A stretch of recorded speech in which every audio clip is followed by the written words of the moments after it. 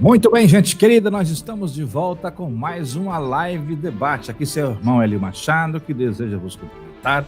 E já dizendo que você que não é inscrito no nosso canal, pode fazê-lo, se inscreva, deixe o seu like, ative o sininho, compartilhe em suas redes sociais, divulgue para seus amigos. Temos um tema muito interessante, numa série de lives que estamos desenvolvendo sobre o tema Jesus, o Jesus histórico e o Jesus da fé.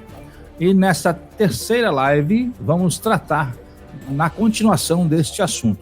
E você que ainda não assistiu às duas primeiras lives sobre esse tema, convido você a fazê-lo, assistir às duas primeiras lives sobre esse tema, ok? Mais uma vez, você que não é inscrito no canal, se inscreva, deixe o seu like. E eu já quero aqui, então, apresentar os meus dois convidados que estão debatendo esta série comigo nesta temática, Pastor Moisés Brasil e o professor empresário Rodrigo Silva. Eu já quero aí abrir para a saudação dos nossos convidados. Pastor Moisés, mais uma vez, bem-vindo à nossa live debate. Olá, Hélio, olá, Rodrigo, graça e paz da parte do Senhor Jesus Cristo. Mais uma vez, um momento singular, de alegria, né? E também com certa cautela, pois está se falando do próprio Deus, da pessoa de Jesus Cristo. É um momento único, assim, que a gente pode crescer. Jesus mesmo disse, examinem as Escrituras, porque são elas que testificam de mim. Então, o conhecimento de Cristo requer um certo exame, uma certa cautela. Certo. Rodrigo Silva, mais uma vez, bem-vindo. Muito obrigado, Manoélio. Uma boa noite na paz e na graça de nosso Senhor e Salvador Jesus. Meu amigo pastor Moisés, é um prazer mais uma vez estar aqui nessa bancada com vocês. E como disse o pastor Moisés, falar sobre a pessoa de Cristo é sempre algo extraordinário. E me chama a atenção, pastor Moisés, que a gente sempre acaba aprendendo, né? A gente acha que sempre sabe, mas isso aí é uma ilusão, né? Você sempre acaba abrindo o entendimento, o conhecimento, ele flui, e a gente acaba aprendendo um pouco mais sobre a pessoa bendita de Jesus. Prazer estar com vocês. Muito bem. Esta, então, é a nossa terceira live no canal a respeito deste tema, o Jesus histórico e o Jesus da fé. Mais uma vez, você que está chegando e ainda não é inscrito no nosso canal, por gentileza, se inscreva, ok? E já vamos iniciando o nosso diálogo, vamos iniciando o nosso debate, começando pela a narrativa da literatura joanina, né, a respeito do Logos, que faz aí uma espécie de ponte com relação à pré-existência de Deus. E eu começo com o pastor Moisés Brasil, iniciando o nosso debate. Pois bem, o prólogo joanino, muitas vezes rejeitado, até mesmo por um mal interpretado por algum segmento cristão, né? E coloca Jesus subordinado ao Pai, como se fosse um abaixo de Deus. No entanto, a entrega de Cristo é em amor, é uma submissão em virtude do amor ao Pai. Mas na doutrina trinitária, os três estão na mesma posição de igualdade na questão de autoridade. E esse prólogo joanino, ele tem elementos muito interessantes. Ele, como o Hélio mesmo disse, né, a questão da pré-existência, a existência de Jesus antes da criação, a existência de Jesus como o Pai da eternidade, a existência de Jesus como palavra de Deus, ou seja, aquele pelo qual o Pai tornou a existir todas as coisas através da pessoa de Jesus. Nisso, então, nós já encontramos, nesse prólogo joanino, além da pré-existência, encontramos também Jesus como a própria palavra de Deus. Assim como no livro de Provérbios, ele é a sabedoria, aqui no livro de João, ele apresenta Jesus como a própria palavra de Deus. Assim como em Gênesis, Deus disse, haja luz, e houve luz, haja firmamento, haja separação das águas. Se você continuar nesse texto de João, diz que todas as coisas foram feitas através dele. O meio pelo qual Deus criou as coisas foi através da sua palavra. E Cristo é esta palavra, apresentado por João. E outra questão ainda, ele coloca Cristo como Deus. Ele apresenta um aspecto que discorre em todo o Evangelho de João, é Jesus como Deus, um relacionamento muito íntimo dele com o Pai, a ponto de dizer, na oração dele aos discípulos, na última ceia, ele diz: Pai, que eles sejam um, da mesma forma como nós somos um. Então, por sinal, foi uma dos ingredientes da acusação de Jesus no tribunal dos judeus, o Sinédrio, e era acusado pelo sumo sacerdote de blasfêmia, onde o sumo sacerdote rasga as roupas em protesto, porque Jesus diz que ele e o Pai são um, ou seja, há um aspecto divino nesse prólogo joanino. Muita coisa existe acerca de Jesus nesse pequeno versículo de João, dizendo que ele é a palavra, e a palavra estava com Deus, e a palavra era Deus. Certo. Rodrigo, é diferente aí dos evangelhos sinóticos, João tem esse toque aí de pré-existência, né, o Logos.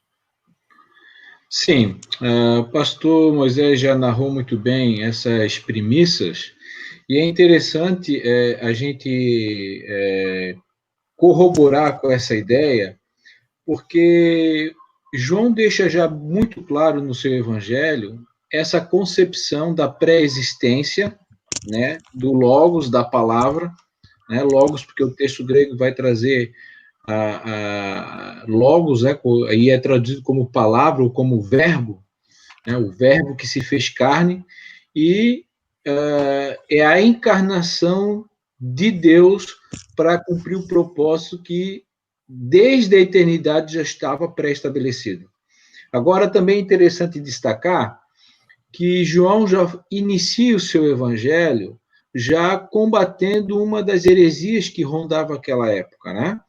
Então, havia uma delas que era o docetismo, né? Que era um tipo de pré-gnosticismo e que rejeitava, então, a divindade. Eles rejeitavam a ideia da encarnação, dizendo que a carne, né, a sarx, era má, a sua essência era má, e isso era impossível, então, a divindade, Deus, encarnar e assumir uma natureza humana.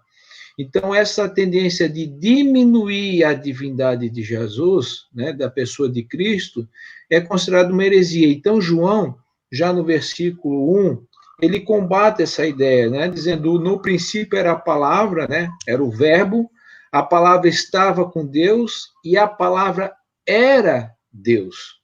Então, ao mesmo tempo que João já inicia a sua narrativa combatendo essa heresia, porque há um questionamento também, e a guisa assim, de curiosidade, eu tenho aqui na minha literatura uma tradução do Novo Mundo, e das Testemunhas de Jeová, e eles narram, então, essa passagem dizendo o seguinte, né, é uma coisa bem sutil. No princípio era o verbo estava com Deus, e o verbo era um Deus. É mais uma tentativa de descaracterizar a pessoa, a segunda pessoa da Trindade, como pontuou bem o pastor Moisés. Então, nós temos ali a pré-existência do verbo, nós temos o verbo como Deus, né? O verbo não é um Deus, né? Existe aquela concepção grega do demiurgo, né? Uma divindade de menor importância, uma divindade criada. Então, a segunda pessoa da Trindade, que foi exatamente a pessoa de Jesus, o Deus encarnado, o Emmanuel, Deus conosco, ele é pré-existente, ele é incriado, e ele também é plenamente Deus, ele é Deus. Aí depois a gente pode trabalhar mais essa ideia, destacando um pouco as questões das pessoas da Trindade também, porque é importante que as pessoas entendam, principalmente no Evangelho de João, que João tem a intenção de demonstrar a divindade de Jesus. Há várias passagens, como, por exemplo, João narrando o que Jesus dizia, né? Tudo que o Pai faz, o Filho faz igualmente. eu e o Pai somos um. Então, isso é muito evidente no Evangelho de João. O Evangelho de Lucas, por exemplo, ele dá ênfase na humanidade de Jesus. Ele destaca mais as questões do Filho do Homem, né? Uma expressão que distingue a natureza humana, né? O Filho do Homem. Mas João dá ênfase para a natureza divina do Filho de Deus, da segunda pessoa da Trindade. Certo.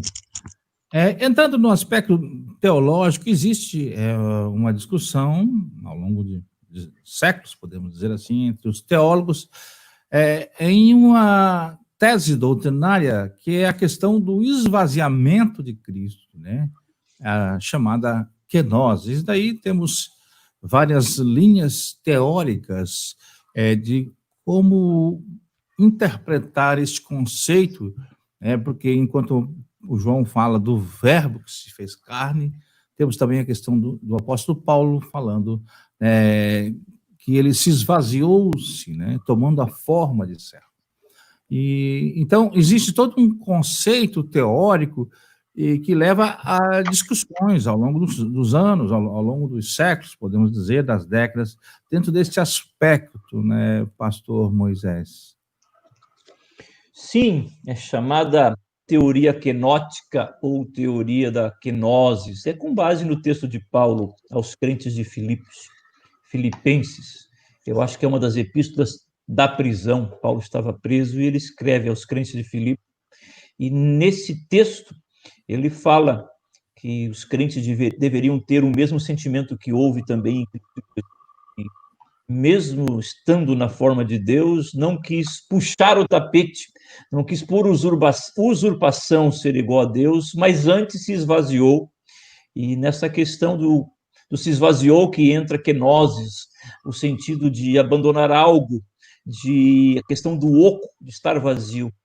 E a partir desse texto de Paulo, ainda que muitos interpretam que esse texto de Paulo, o sentido geral desse texto, ele está falando com uma igreja e falando que os crentes devem ter o mesmo sentimento que houve em Cristo Jesus, de servir, de se esvaziar, mas isso a partir dos anos de 1860, 1880, surge essa chamada teoria kenótica.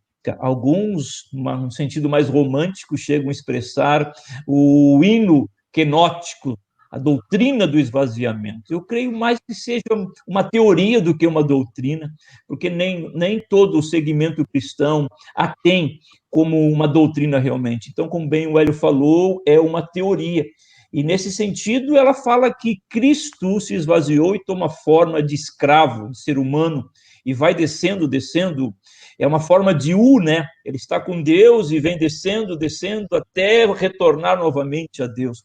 E a grande questão do esvaziamento de Jesus, isso partindo de um princípio que essa teoria venha a ser uma doutrina, a grande questão é o que ele se esvaziou.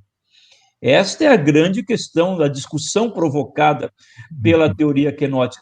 A discussão não se dá se é ou não realmente uma doutrina, mas a discussão se dá se o que Cristo se esvaziou. Ele se esvaziou da divindade? Não, ele não se esvaziou da divindade. Ele se esvaziou da sua glória. Não, ele esvaziou de alguns aspectos da sua divindade. E isso também entra as questões da autolimitação de Cristo. Ele se condiciona nessa forma de servo e, como algumas questões da divindade, ele não age. Até a questão da onisciência, quando perguntam para ele quando vai ser o regresso dele. E ele diz que isso só compete ao Pai, mas se ele e o Pai são um, eles sabem da mesma coisa. Então, dá para entender que algumas coisas de Jesus Cristo, não se sabe o que, mas alguns aspectos, atributos da divindade, não a divindade em si, mas alguns atributos da divindade, como onipotência, onisciência, unipessoalidade, que hoje se fala muito sobre isso, né? E outras questões da divindade. Então, resumindo, no meu entender, não se tem definido o que ele se esvazia, pode ser da glória dele, ou alguns aspectos da divindade. Ele se esvazia de algo, mas não se sabe dizer o que ele se esvazia, a ponto da divindade tomar forma humana, ou seja, a estrutura humana de homem como nós, capaz de suportar a divindade. Isso e já é um grande mistério. Eu sempre lembro dessa questão de Cristo tomando a forma do Jesus, o divino na forma de homem. Eu lembro de Moisés diante da sarça, que a sarça, um arbusto natural, não se consumia pelo fogo que era sobrenatural sobre ela, e isso assusta Moisés. Ele vai ver isto, e do meio da sarça, Deus fala com Moisés. Então, da mistura desse sobrenatural, do divino com o natural, Deus falou com a humanidade, Deus, sua revelação à humanidade, que é a pessoa de Jesus Cristo. Rodrigo, Cristo se esvaziou? Como? Bom, muito interessante e na verdade, essa doutrina ela é uma das principais para nós entendermos todo o contexto da redenção, né? Então, nós vimos num primeiro momento ali, nas narrativas de João, né, o Deus encarnado, né, a pré-existência do Verbo e a divindade encarnando e assumindo uma natureza humana para cumprir esse propósito. Aí, essa questão do esvaziamento, ela é muito discutida, e como já bem pontuou o pastor Moisés, né, que é a teoria kenótica, e kenótica porque ali no versículo 7 a palavra esvaziou-se é do verbo grego kenos, e kenos ele tem essa ideia de esvaziar, de tornar vazio, privar de força, inútil, sem efeito, e nós temos uma concepção muito abrangente do termo, do verbo kenos. E aí fica essa dificuldade, o que Jesus se esvaziou, né? O que Cristo se esvaziou? Ele se esvaziou do quê? É importante salientar que essas questões de nós extrairmos as palavras do seu sentido grego, e a teoria kenótica é uma teoria nova, né? É ali do século XIX, alguns teólogos alemães que propuseram essa teoria, e nessa teoria kenótica, eles defendem, eles advogam a tese de que esse esvaziamento se deu da divindade. Ora, se eu diminuir a natureza divina, eu estou dizendo, em outras palavras, que Jesus era somente homem. E isso, no propósito da redenção, ele não coaduna com os textos bíblicos. Então, é importante, e isso é outra parte que é de suma importância nós enfatizar. Existe aquilo que é explícito nos textos e aquilo que é implícito. O que é implícito, a gente tenta, por inferência, né, mais filosoficamente do que teologicamente, fazer algum tipo de abordagem. Então, as escrituras são claras dizendo que Jesus, ele é Deus. Há vários contextos, há vários momentos nas narrativas, tanto das paulinas quanto das joaninas, indicando a plena divindade de Jesus. Né? Colossenses 2:9 afirma categoricamente que nele habita corporalmente toda a plenitude da divindade. Então, até mesmo para que, como um ser humano, como um homem natural pode carregar toda a culpa, todo o pecado, toda a maldição que havia sobre a humanidade. Então, era de suma importância que Deus, né, que é a natureza divina, ela tivesse junto com Jesus plenamente. E, dito isso, é importante no contexto ali da narrativa de Filipenses, né, que, se você notar, Paulo ele não está tratando especificamente desse tema. Paulo não está tratando ali de uma cristologia. Paulo está usando Jesus como exemplo. Se você considerar o versículo 1, 2, 3 e 4, tá? 1, 2, 3 e 4, você vai ver o assunto principal de que Paulo está tratando. O que ele está falando? Ele está falando sobre humildade e fraternidade entre os irmãos de Filipos. Ele está dizendo assim, olha, no versículo 2, por exemplo, ele diz assim, completai a minha alegria, tendo o mesmo modo de pensar, o mesmo amor, um só espírito, uma só atitude. É um apelo que o apóstolo Paulo está fazendo a essa igreja querida que ajudou Paulo no momento de grande dificuldade. Ele está dizendo que, olha, sejam humildes, considere, né, o versículo 4 diz isso, né, não considere os interesses próprios, mas os interesses dos outros, considere-se os outros como a si mesmo. Nesse sentido, então, nesse contexto, nós vamos ver Paulo entrando, então, colocando Jesus como exemplo. Olha, então ele diz o seguinte: tendo em vós, depois dele fazer esse apelo, tendo em vós o mesmo sentimento que houve também em Cristo Jesus. Aí, né, o qual, tendo plenamente a natureza de Deus, não reivindicou ser a Deus, mas, pelo contrário, esvaziou-se a si mesmo, assumindo. Nem é correto dizer que ele tornou-se, ele assumiu a forma de servo. Então, está muito claro pelo contexto que é uma questão de posicionamento. Jesus, sendo Deus, ele não se esvaziou da divindade. O contexto não aponta para isso. Então, veja, eu advogo, o meu posicionamento é esse. Eu não creio, eu não acredito que a kenosis, por assim dizer, é o esvaziamento da divindade, porque o contexto não aponta para isso. O contexto aponta para que os filipenses tenham o exemplo de Cristo na questão da humildade, porque Jesus, sendo Deus, ele assumiu a forma de servo, né? O Evangelho de Marcos tem essa ideia, né? Mostrar o servo, né? Mateus é o rei, né? É da linhagem de Davi, é mostrando para o povo judeu que ele é o Messias, ele é da raiz de Davi, ele é o rei, mas Marcos, ele é o servo, né? Então, Jesus assume deliberadamente, por vontade própria, uma posição inferior. Veja que ele aniquilou-se a si mesmo, assumindo a natureza humana.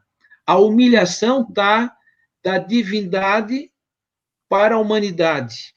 Mas isso não significa que ele deixou de ser divino. Não, ele não deixou de ser divino. Ele continuou divino e ele era também plenamente humano. Finalizando essa parte, eu ainda diria que Jesus também não esvaziou-se de alguns atributos, como alguns advogam. Não, ele era divino, mas não tão divino. Isso é completamente inconcebível. Não existe no contexto, não existe apoio escriturístico para isso. Jesus não se esvaziou de alguns atributos. Alguns advogam que ele era divino, mas que não se utilizou desses atributos. Eu também não concordo com esse posicionamento, e no decorrer do nosso debate eu vou explorar um pouquinho mais sobre isso. Só uma pequena ilustração que é sempre comparado na Bíblia Sagrada e na teologia, Adão e Cristo. Enquanto Adão procurou algo que não lhe pertencia, o conhecimento do bem e do mal, Cristo faz o caminho contrário. Cristo abandona algo que já lhe pertencia. Então, uma ilustração bem simples, e por ser uma ilustração pode ter problemas, né? Toda ilustração é falha. Enquanto Adão procura algo que não lhe pertencia, o conhecimento do bem e do mal, Cristo abandona algo que lhe pertencia. Como eu falei, a grande questão da kenosis, o que ele lhe abandonou, isso falando dentro, considerando a doutrina da kenosis. Pastor Moisés, entrando nesse aspecto do Adão, né? Puxando essa ideia do Adão, entendemos que desde a criação de Adão, que foi criado em estado de perfeição, após vem a questão do pecado. Então, Jesus, novamente, ele encarna, né, de forma humana, nessa condição de perfeição e sem pecado, né? Essa questão do esvaziamento, essa questão da posição de servo, está interligada a esses aspectos também, né? Isso. Na verdade, Adão nasceu completo. Adão dá-nos entender, ainda que o livro de Gênesis não informa isso, né? Mas Adão, a única coisa diferente nossa é que ele não tinha umbigo, que ele não foi gerado, né? A única coisa que Adão não tinha era umbigo, mas ele nasceu completo, adulto, maduro, pleno, e Cristo foi crescendo. Lucas diz no final que ele crescia em estatura e em graça diante de Deus e dos homens. Então, Cristo ele não vai se tornando, ele vai se conhecendo. É o que diz, dá para entender nos evangelhos sinóticos, que parece que ele vai se conhecendo. E tem as afirmações do Pai, tu és o meu filho. Parece que, enquanto João, o quarto evangelho, ele já tem essa convicção de quem ele era. Então, diferente de Adão, sem considerar a questão do pecado, mas a questão de origem, Adão nasce completo, é criado completo, pleno. E tem até umas teorias umas teorias bem extravagantes sobre Adão, que ele tinha uma capacidade muito além do homem natural que foi corrompida pelo pecado, a capacidade de colocar nome, enfim, os bichos todos, toda aquela questão, tem umas teorias bem extravagantes, mas Cristo não nasceu completo, o Adão na questão humana, ele vai descobrindo quem realmente ele é, e até se tornar o homem perfeito, de consciência de quem realmente ele era, o próprio Filho de Deus. Certo. Aí nós vamos entrar também nesse aspecto da questão, que até já foi dado um toque aqui, da união hipostática, né? Que é a questão das duas naturezas. E é muito comum usar essa expressão dentro do conceito teológico. Jesus era 100% Deus e 100% homem. E daí existe também uma série de divergências em conceitos teológicos de como era essa atuação de Jesus, né? Esse 100% homem e esse 100% Deus, né, Rodrigo? Isso mesmo, Manuel. Essa união hipostática é o termo teológico que se define para as duas naturezas, né? Então, as escrituras, elas não definem claramente essas questões. São um apanhado, uma abrangência de textos e contextos e que nos mostram de forma progressiva essa revelação. Isso é um grande mistério. Então, Jesus, ao mesmo tempo que ele é homem perfeito, ele é perfeito Deus. Ele não é um ser humano menos humano, tá? E ele também não é menos Deus do que era, porque naquele momento, em torno desse tema, desses dilemas, há muitas heresias em volta dessas questões, né? Aos docetistas, aos ebionistas, o apoliarianismo, nestorianismo,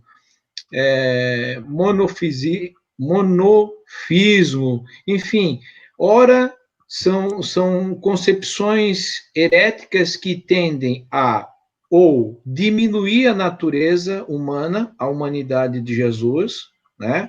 Ou diminuir a divindade. Por exemplo, o Apolinário, que é o apoliarianismo, ele defendia que a divindade subjugou a humanidade. Então, quando Deus encarnou no Verbo, né, a divindade, então, assumiu a mente e a alma da natureza humana. Então, é como se ele fosse só um corpo, mas não tinha natureza humana, ele era mais divino. Então, toda essa tentativa, o Nestor, por exemplo, do nestorianismo, já defendia que existia duas pessoas, né? A divina e a humana. Isso também é uma heresia. Então, vários conceitos que rondavam aquele momento que tem essa dificuldade, nós não negamos isso, de nós entender perfeitamente, não é possível, como numa só pessoa vai coexistir, né, consubstancialmente, numa pessoa só, duas naturezas. Jesus, ele era homem perfeito, ele tinha uma natureza humana igual a nós, não é mais e nem menos, e ele também era divino, perfeito Deus, ele não foi mais ou nem menos Deus. Então, isso engloba esse conceito dessa união das duas naturezas. Agora, é importante destacar que isso não é só um conceito vazio, ou que as escrituras dizem que é assim em textos aqui e acolá. Mas existem vários princípios que demonstram, por exemplo, ele tinha que ser a natureza humana. Por quê? Por exemplo, para cumprir a redenção, o conceito de sacrifício vicário, por exemplo, no Antigo Testamento, como é que a pessoa obtinha o perdão de Deus? A pessoa oferecia um sacrifício, né, um animal perfeito, tinha todo um critério, né, um novilho de 1 ano, sem mancha, sem mácula. A pessoa ia lá, apresentava ao sumo sacerdote, havia todo o ritual cerimonial de sacrifício, e o sangue do animal, então, expiava o pecado da pessoa, né, encobria, e aquele animal inocente, eu pergunto, Hélio, o que o animal tem a ver com o pecado da pessoa? Aquilo ali nada mais é a manifestação da graça de Deus. É Deus aceitando um sacrifício substituto. Ou seja, o animal inocente, sem culpa, sem dolo, morrer no lugar do pecador. É exatamente isso que Jesus fez. E necessitava que Jesus fosse humano, fosse natureza humana, para que ele pudesse ser o sacrifício vicário. Jesus morreu na cruz no meu, no teu e no nosso lugar.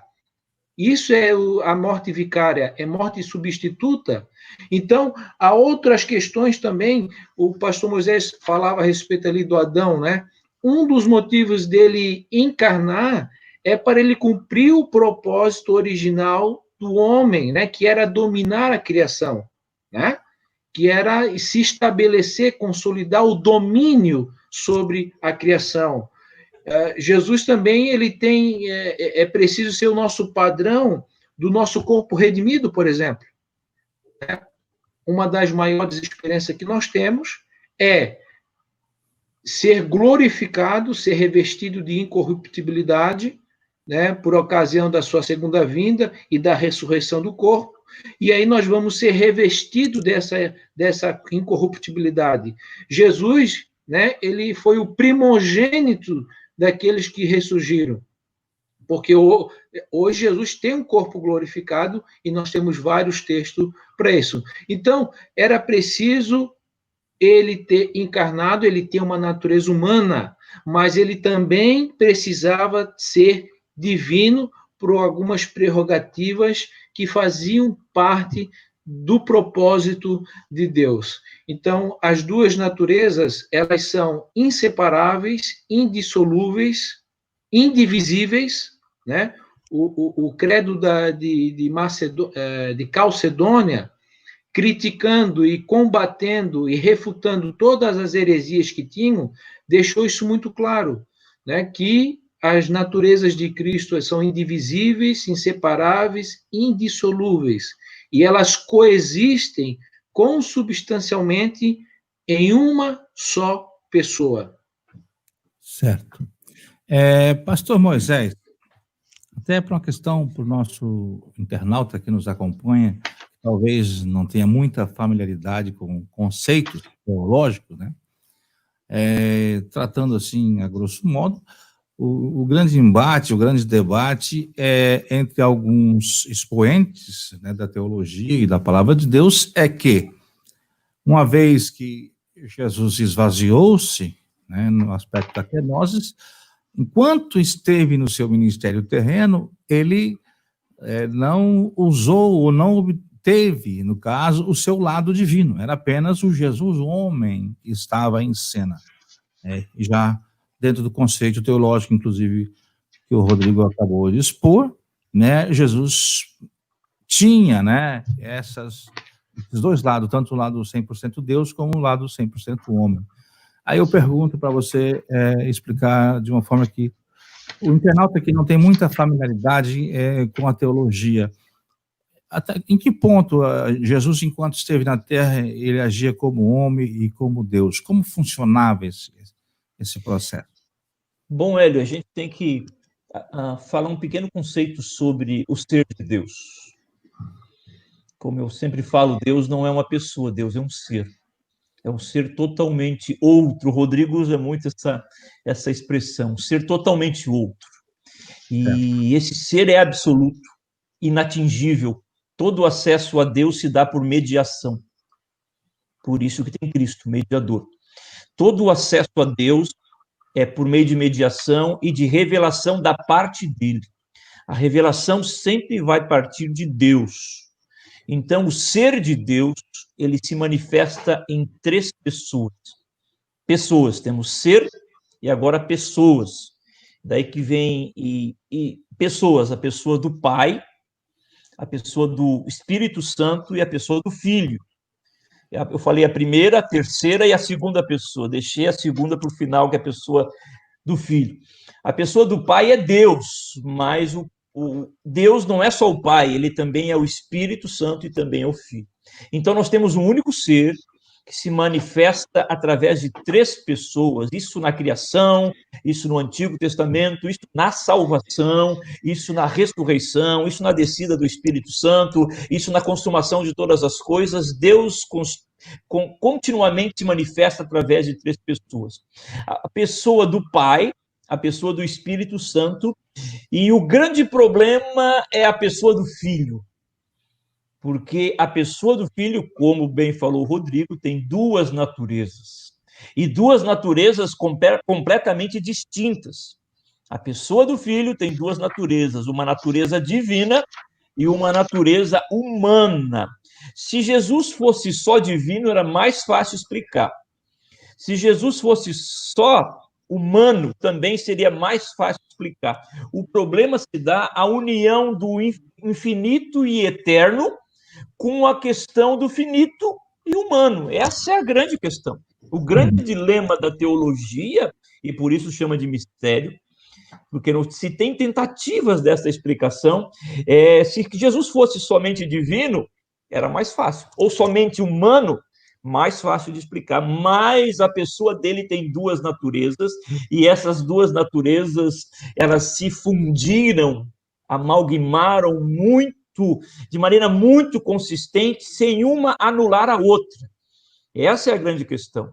Jesus não tinha 2 pessoas, como bem falou o Rodrigo também, acho que é o apoloniarismo, né? Não, é o nestorianismo. Isso, tinha 2 pessoas, uma pessoa divina e uma pessoa humana. Não, é uma única pessoa com 2 naturezas. E Cristo ele é consubstancial, tem a mesma substância do Pai e do Espírito Santo e do ser de Deus.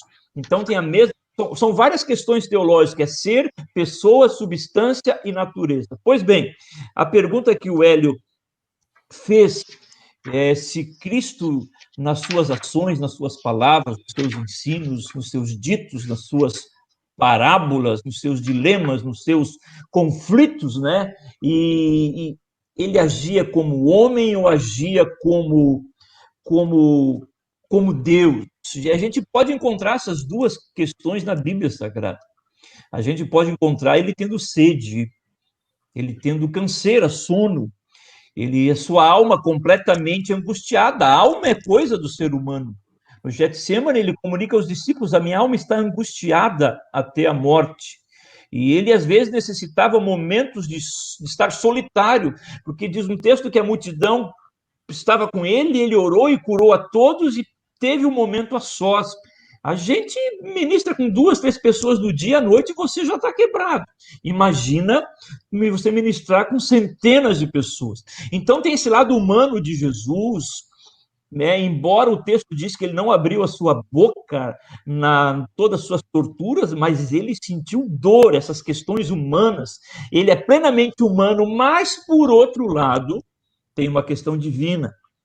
E eu vejo Jesus muito divino, exercitando essa divindade num fato muito específico, que é na casa dele, que 4 homens trazem um paralítico, abre o telhado da casa dele e coloca o paralítico diante de Jesus, e Jesus se espanta, se admira da fé daqueles homens. E como Jesus se admirava da fé das pessoas, certa vez os judeus chamaram uma questão política, chamaram assim, visita lá o centurião, o empregado dele está doente, ele nos construiu uma sinagoga, e o centurião disse, não precisa vir na minha casa, porque não sou digno, basta uma palavra tua. E Jesus diz, olha, se espanta da fé dele, e diz, eu nunca encontrei tamanha fé em Israel. Pois bem, casa de Jesus cheia de gente, um paralítico diante, e Jesus disse para o paralítico, filho, perdoados estão os teus pecados. Aí tem uma questão, fale. Permita te interromper. Essa é uma questão que geralmente gera o grande debate entre aqueles que defendem o esvaziamento, né, digamos que completo. Da divindade, totalmente da divindade. Da divindade. Justamente porque os defensores desta causa, dessa tese teológica, eles explicam que Jesus tinha que se comportar como homem para passar pelo processo humano, experimentar a condição de servo. E tudo que Jesus fez, inclusive os milagres, não foi como Deus, não foi como o seu lado divino, mas como obra do Espírito. Ele dependia de uma ação do Espírito Santo, como qualquer outro ser humano, como qualquer outro profeta, para que os milagres pudessem acontecer. Quem defende essa teoria fala desta forma, né? Sim. E é nesse aspecto que é interessante você... Pois bem, segura, deixa eu terminar aqui. E Jesus diz para ele, perdoados estão os teus pecados. Os fariseus pensam, quem pode perdoar pecados? Somente Deus. Tem duas coisas. Um homem pode perdoar o pecado com relação ao seu próximo. Se você me ofende, eu posso te perdoar. Mas o pecado contra Deus, somente Deus pode perdoar. Era o lado divino de Cristo, né? Exatamente. É nisso eu vejo Jesus divino. A divindade dele muito forte, como também se veja a humanidade dele muito forte. Então, eu não consigo separar por essas duas coisas. Mas aí tu entra a questão agora, que é muito interessante também, que Cristo fazia tudo o que ele fazia abaixo de uma unção do Espírito Santo. E isso parece que é excluir a divindade dele, ainda que se encontra poucos versículos falando sobre a divindade. Mas eu prefiro acreditar que Jesus é específico, é único. Diferente de eu e você, de nós sermos usados pelo Espírito Santo de Deus. É diferente. Nós não temos uma natureza divina, nós temos uma natureza humana que carece de graça divina, de favor divino, de misericórdia divino, de autoridade e poder divino. Jesus não precisava disso. Ele era Deus e ele era homem. Então, sobre a vida dele, ele é exclusivo e único. O único ser que tem essas duas naturezas é Jesus. Eu prefiro acreditar que ele agia como Deus. Ele agia como Deus. Já para eu, Moisés, regenerado pelo Espírito Santo, eu não tenho como eu agir como Deus. Deus concede, através do seu Espírito, capacitações à igreja para ela agir através da direção e da unção do Espírito Santo, que é chamado os dons, né? Enfim, então, nós, plenamente humanos, agimos sob a autoridade do Espírito Santo, mas Jesus agia como Deus. Eu encontro nesse texto, de repente tem outros textos, mas eu encontro especificamente nesse texto a capacidade, o poder de perdoar pecados dos homens. Sim. Filho, teus pecados estão perdoados. E outras vezes ele disse, vai e não peques mais, mas nesse caso específico ele diz, teus pecados estão perdoados. Então nisso eu vejo a divindade de Jesus muito latente, muito forte. Rodrigo, nesse aspecto. Então, é um equívoco muito grande essa comparação, como tu narrou. Esses que advogam... defendendo essa tese, né? Desculpa, cortou um pouco o áudio, repete. Muito forte essa teoria defendida nos púlpitos das igrejas. Né? Sim, é bem conhecida e volto a frisar, há uma carência bem acentuada de conhecimento teológico por causa disso. Tá? Então, veja, nós temos como parâmetro as Escrituras. Nós estamos aqui debatendo esses conceitos que são puramente escriturísticos e devemos ter o devido cuidado para não avançar para fora, para além daquilo que as Escrituras nos revelam. Então, veja, Essa ideia, veja como já é equivocado, né? Como tu comentou ali, que esses que defendem essa tese, que a atuação divina de Cristo era advindo do poder do Espírito Santo, porque ele deveria ser um homem como nós, ele deveria suportar as agruras da vida para experimentar de fato as limitações da natureza humana, porque senão não seria válido, né? Seria fácil, então. Veja, isso é uma incompreensão muito grande. Primeiro que nós, enquanto natureza humana, nós somos herdeiros, né? Nós herdamos a culpa, isso é o pecado, é a imputação do pecado de Adão. Então, veja, nós éramos, como diz Paulo em Efésios 2:3, éramos filhos da ira por natureza. Mas Cristo não. Ele não tem o germe do pecado.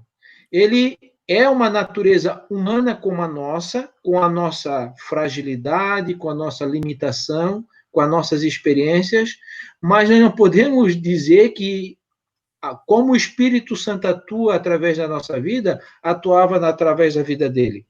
Veja, o pastor Moisés citou ali, muito bem colocado, a questão daquele texto, especificamente, Jesus perdoando o pecado, né? Para que saibais que o Filho do Homem tem poder para dizer, levante e anda, tem poder para dizer, perdoado estão os teus pecados.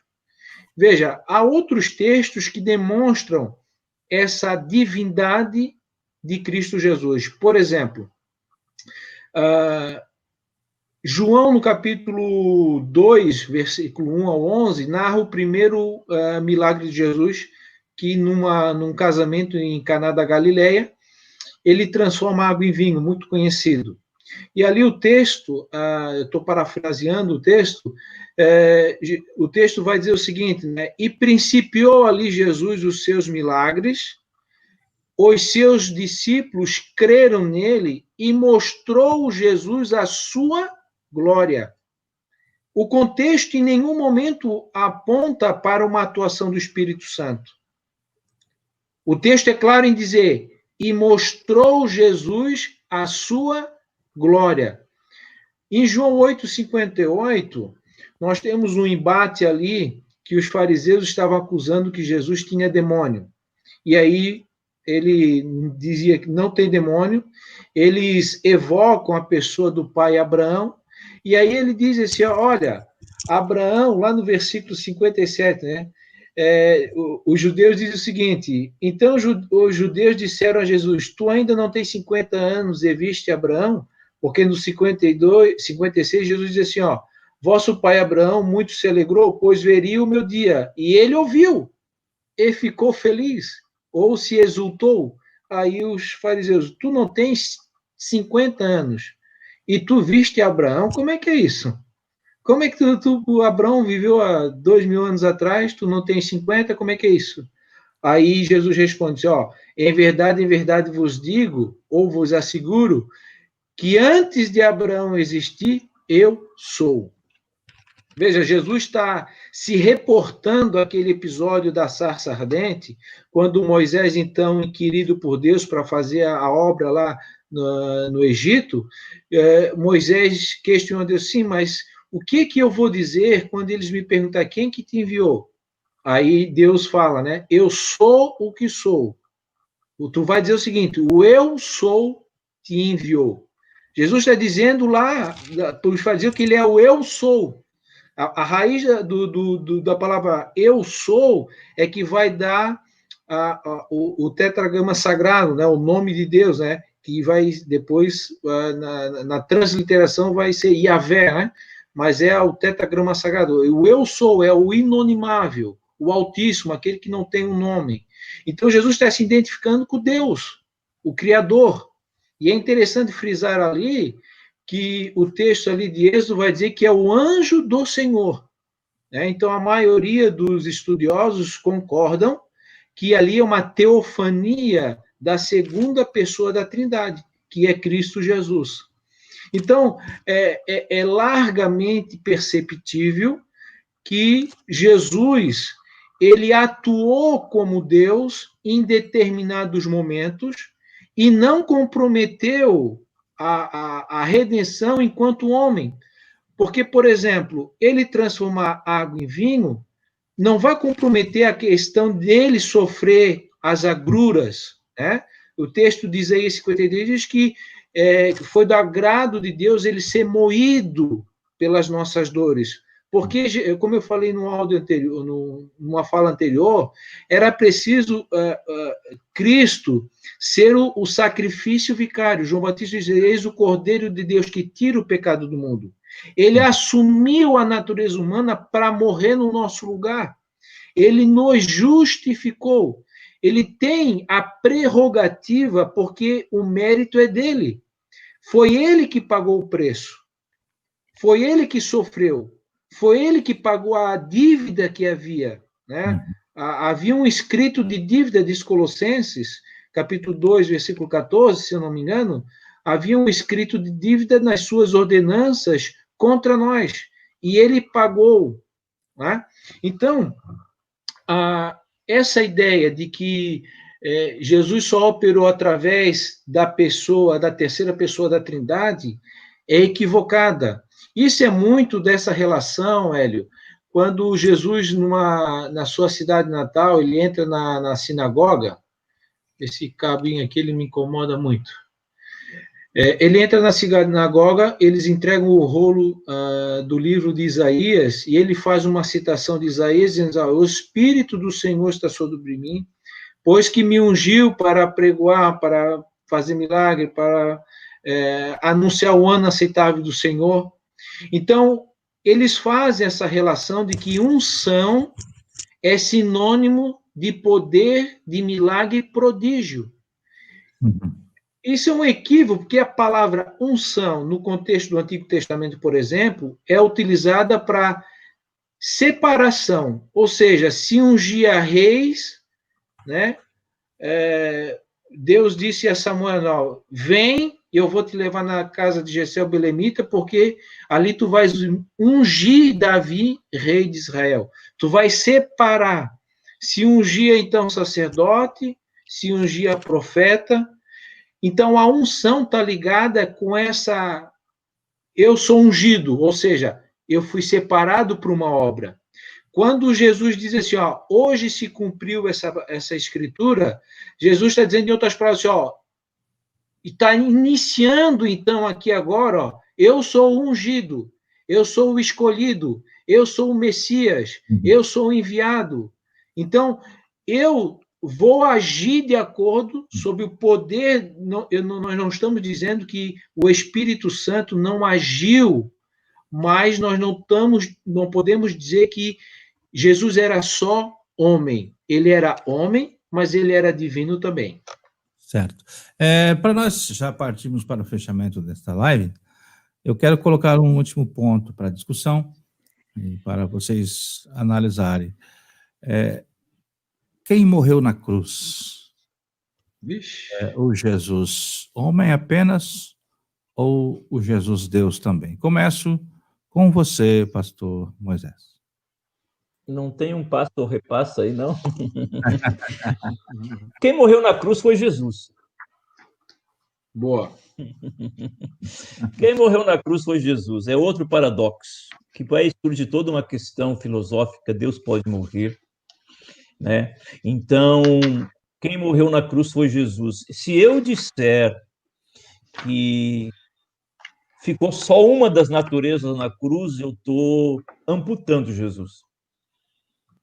Se eu afirmar que não, só o Jesus humano estava ali e o divino caminhou com ele até o último suspiro, depois sempre tapou o nariz assim, trancou a respiração para que tu morra, fica difícil isso. Então, este é outro das contrariedades, assim como o próprio Deus habitar, fazer do ser humano a sua habitação, e assim, da mesma forma, o Jesus morrer, eu acredito que... É por isso que é complexo a natureza de Cristo. Se fosse falar só da divindade ou só da humanidade, tranquilo, mas Jesus é a junção dessas duas coisas. E se Jesus morreu, eu posso arriscar também que aí que entra a questão da Trindade. Talvez 1/3 de Deus tenha morrido e os outros 2/3 não morreram. E se uma pessoa morre 1/3, ela não está totalmente morta, mas ela é dada, pode ser dada como morte. Se você olhar do aspecto apenas divino, fica difícil, mas se tu olhar no aspecto trinitário, dá para dizer que uma parte de Deus entrou em sofrimento, que é outra questão chamada a não é a passibilidade de Deus, a capacidade do ser de Deus sofrer. Então, na verdade, dizer que Deus morreu, não, porque o Pai não morreu e nem o Espírito Santo morreu. Quem morreu foi o Filho. Uhum.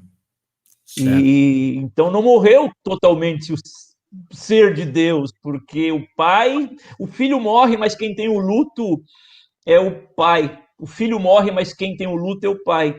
E quem almeja a ressurreição é o Espírito, porque é ele que vai ressuscitar Jesus, porque Paulo diz que o mesmo Espírito que ressuscitou Jesus dos mortos é que habita em nós. Eu vejo desse jeito, é difícil achar uma explicação racional e lógica sabe, da morte de Jesus. O fato é que esta pessoa de duas naturezas morreu.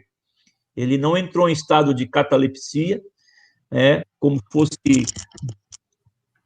ficou semi-morto, mas ele morreu. Não mataram ele entregou o espírito. Ele não teve nenhum ferimento fatal. Ele não teve nenhum ferimento fatal na cruz. Por sinal, os romanos iam dar o golpe final nos crucificados, quebrar as pernas para morrer por asfixia, e ele já estava morto. Então, não mataram Jesus. É outra diferença. E ele entregou o espírito ao Pai. Ele se rendeu ao Pai e encarou a morte. Hélio, de forma bem particular, eu tenho uma dificuldade em encontrar argumentos. A resposta que eu tenho é que esta pessoa de duas naturezas morreu. Jesus morreu na cruz. E da mesma forma que ele foi ressuscitado no 3º dia. Sem ninguém orar por ele. Ninguém disse, Jesus, Filho de Deus vivo, vem para fora. Ninguém disse. Ele foi ressuscitado, que é a diferença entre ressurreição e ressuscitamento. São duas coisas distintas. Eu prefiro afirmar isso, Jesus morreu na cruz. Certo. Rodrigo, antes de tudo responder esse questionamento, eu quero acrescentar um detalhe, que eu participei de certa oportunidade de um seminário feito, inclusive, convencional, e um grande teólogo, reconhecido no Brasil todo, ministrando para pastores, ele defendeu essa teoria, né? E daí um ponto que ele coloca, é um texto bíblico, que narra, quando Jesus ressuscitou, ele faz aquela declaração, todo o poder me é dado no céu e na terra. Então, esse palestrante, teólogo, ele coloca que é nesta declaração de Jesus, após a sua ressurreição, que ele assume definitivamente o seu lado a natureza divina. Para defender essa teoria do esvaziamento, né? Mas então, acrescentando esse detalhe, eu te pergunto, da mesma forma, quem morreu na cruz? Olha, eu posso dizer sobre esse apontamento que tu fez agora, que ele está equivocado. Ele pode ser grande, pode ser reconhecido, mas ele está equivocado, né? É difícil nós pegarmos um texto, eu não vi a palestra, enfim, mas é difícil há uma tendência natural de nós olharmos os textos que estão de acordo com a nossa concepção e ignorar o restante, né? O Agostinho tem uma frase interessante para isso, né? Se você só gosta dos versículos que estão de acordo com a tua convicção e ignora os outros que são contra, não é na Bíblia que você confia, mas é em si mesmo, né? Então, é muito natural eu separar os textos fora até de seus devidos contextos para fundamentar a minha convicção, a minha certeza do que é o assunto, né? Agora, veja, eu concordo com o pastor Moisés, né? E eu diria, acrescentando, né, que quem morreu na cruz, né, foi Jesus. Eu diria que na cruz, o Cristo, né, O Messias cumpriu o propósito da encarnação. Agora, essas tendências, esses embates, a questão, né? Claro, Deus pode morrer? Óbvio que não. Deus não pode morrer. Ao mesmo tempo que nós não podemos dizer que somente a natureza humana morreu, como se eu estou separando, fatiando a pessoa de Jesus. Elas são indivisíveis. Então, isso é um grande mistério. Mas algumas questões correlatas que eu poderia citar, por exemplo, aqui, né? Quando nós estamos falando da natureza humana de Jesus, por exemplo, nós podemos dizer que ele subiu aos céus e não está mais no mundo, né? Ele foi assunto aos céus, não está mais no mundo. Mas, ao mesmo tempo, na sua natureza divina, ele pode dizer que ele está em toda parte, ou não? Ele Sim. não é divino? Ele não é perfeito Deus? Então, como Deus, ele está em todo lugar. Mas na natureza humana, podemos dizer, ele foi aos céus. Paralelamente a isso, podemos dizer que Jesus tinha cerca de 30 anos quando estava no auge do seu ministério. Ao mesmo tempo, como eu citei ali em João 8,58, dizendo que antes de Abraão existir, eu sou. Né? Então, na natureza humana, Jesus tinha 30 anos. Na natureza divina, ele sempre existiu. Né? Ele é pré-existente. Então, veja, essas questões que englobam esse grande mistério, como destacou o pastor Moisés, ele não tem uma explicação plausível, adequada. Isso não significa que não seja assim como as Escrituras revelam. Então, o que está claro, explícito nas Escrituras, nós temos um grande embasamento de textos indicando a sua humanidade. Ele cansou, ele sofreu, ele morreu, ele envelheceu, ele sentiu sede, ele sentiu fome, ele sangrou. Ao mesmo tempo que ele demonstrou em vários momentos a sua divindade. Num momento, no barco com os seus discípulos, que se levantou uma grande tempestade no mar da Galileia, ele disse o seguinte, aquieta-te, mar. Né? Então, os ventos, os discípulos ficaram abismados, né? Quem é este que até os ventos e os mares lhe obedecem? Né? Onde é que está a pessoa do Espírito Santo ali no contexto? Não está. Então, nós podemos identificar, finalizando, concluindo, Hélio, que é um grande mistério. Eu particularmente, eu penso que, de certa forma, a divindade experimentou toda essa experiência da encarnação.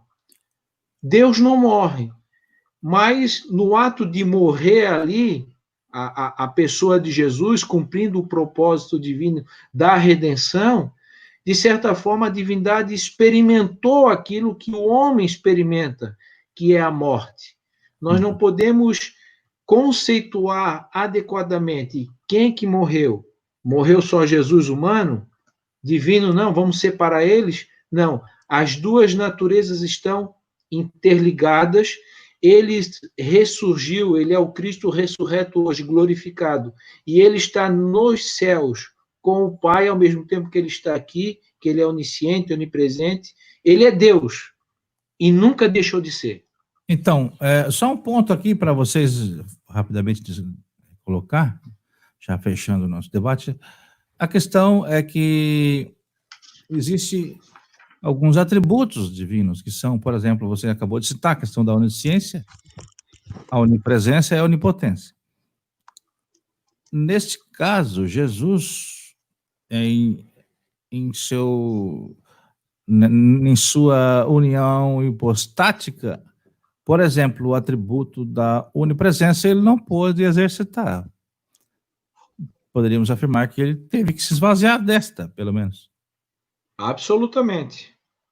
Se eu digo que ele se esvaziou desse atributo porque na limitação da natureza divina ele não estava em todos os lugares exercendo a onipresença, eu estou dizendo, em outras palavras, que ele foi menos Deus.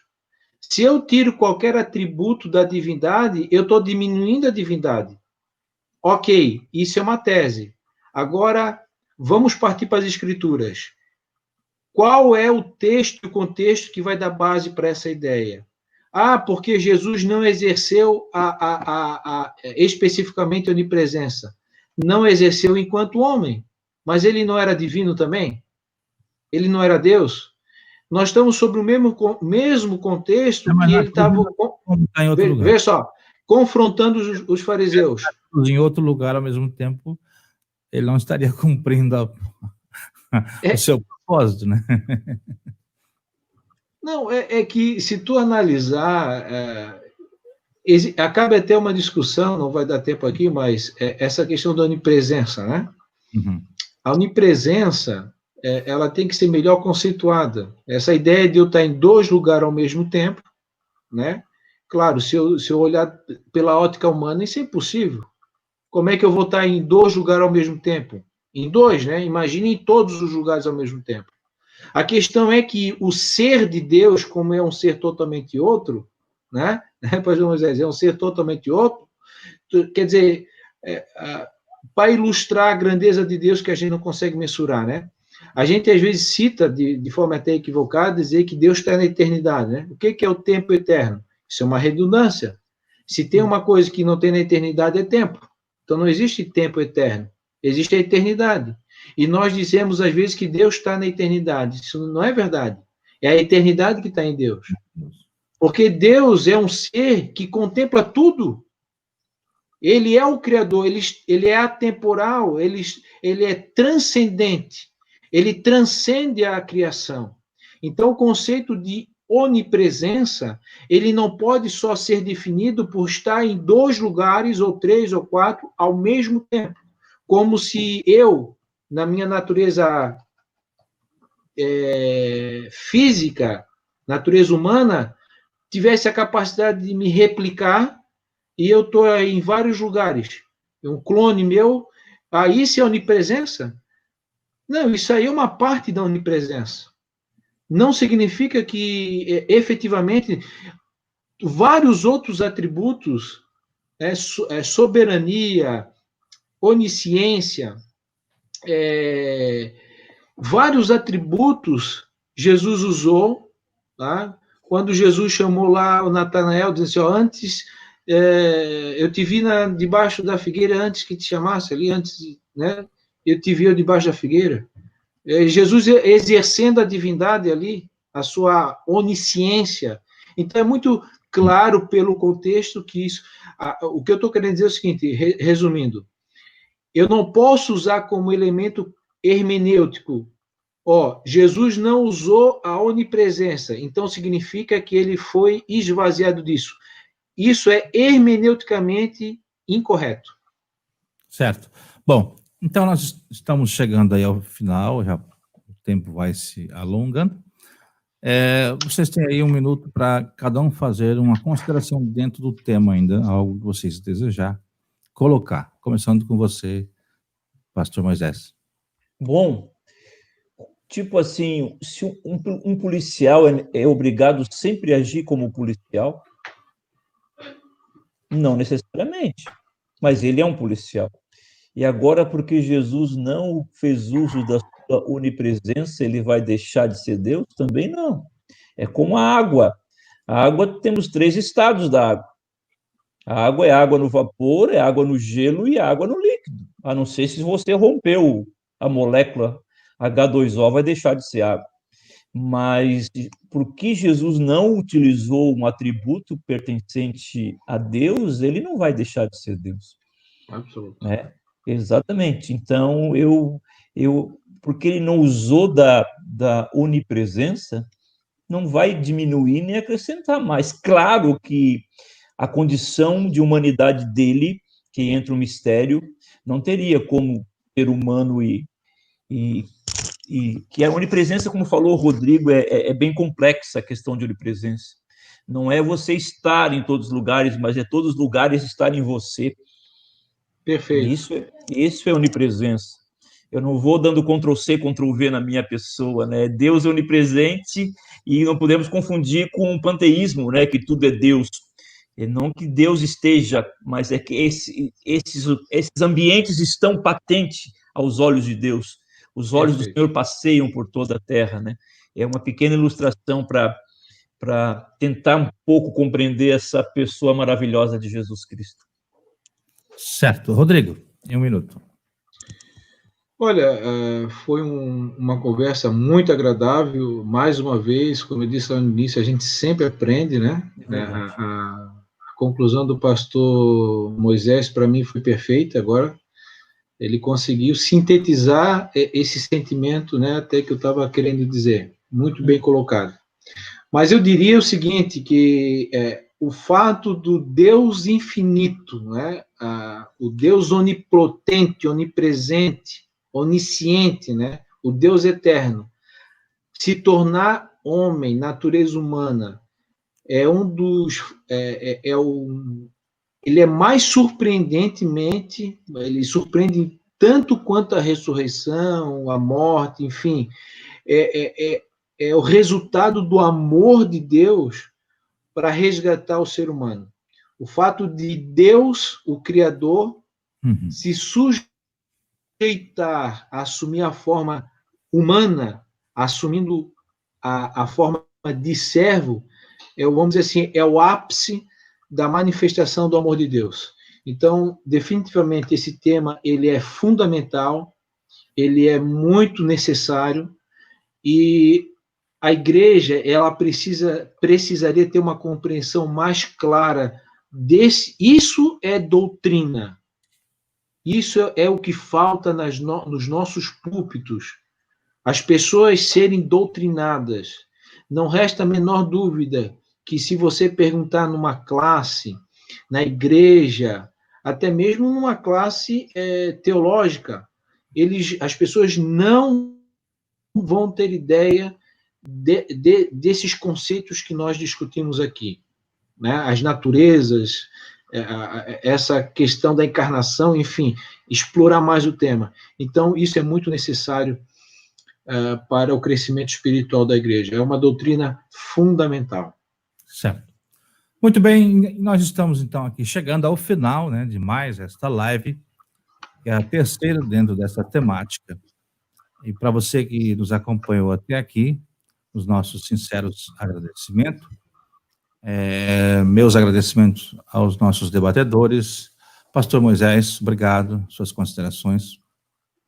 Obrigado, Hélio. Obrigado pela tua companhia, companhia do Rodrigo, sempre edificante. Voltando rapidamente no pregador, teólogo famoso que você falou, isso é conhecido como a teoria da encarnação gradual, que a encarnação de Cristo não foi no momento, mas ela foi se dando ao longo da obra de Jesus Cristo.